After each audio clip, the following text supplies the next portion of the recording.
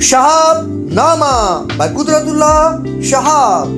ہندوستان نے ایشیا کی قیادت کا تاج اپنے سر پر سجانے کے لیے چین کے ساتھ رقابت اور مسابقت کا راستہ اختیار کیا تو دونوں کے درمیان قدرتی طور پر ٹھن گئی اور باہمی سرحدی مناقشات اور اختلافات بھی سر اٹھانے لگے۔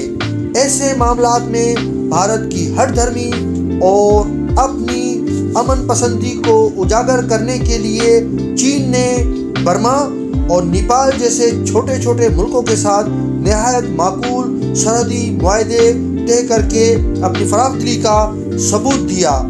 یہ ہماری خوش نصیبی تھی کہ ہماری وزارت خارجہ نے بھی اس موقع سے خاطر خواہ فائدہ اٹھایا اور چین اور پاکستان کے درمیان ایک سرحدی معاہدہ طے کرنے کے لیے تفصیلات طے کر لیں۔ شروع میں صدر ایوب کسی قدر ششوپن اور ہچکچاہٹوں میں ڈانوڈول رہے، لیکن 1962 کی بھارت اور چین جنگ کے رنگ نے ان کا حوصلہ بڑھایا اور فروری 1963 کے اواخر میں انہوں نے ایک پاکستانی وفد کو سرحدی معاہدہ طے کرنے کے لیے چین جانے کی اجازت دے دی۔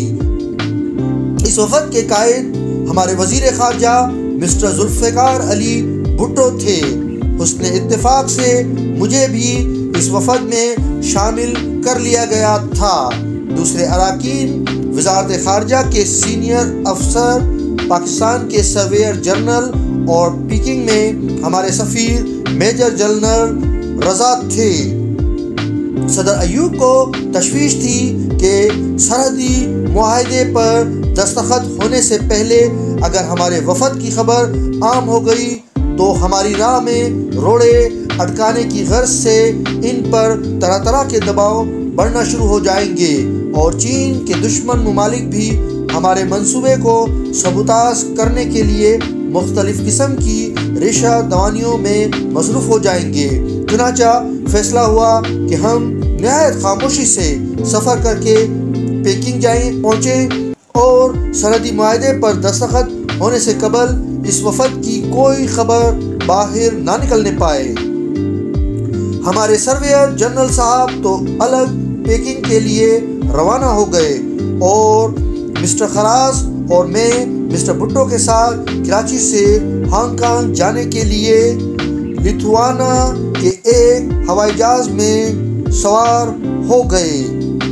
یہ جہاز گھنٹہ بھر کے لیے کلکتہ کے ہوائی اڈے پر بھی رکا۔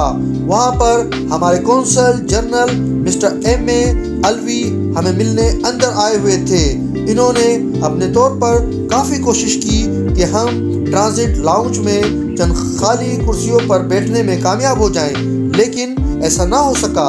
اول تو لاؤنج میں ہجوم زیادہ تھا، دوسرے اگر ہم کسی خالی کرسی کی طرف بڑھتے بھی تو دوسرے مسافر لپک کر اس پر قبضہ جما لیتے تھے۔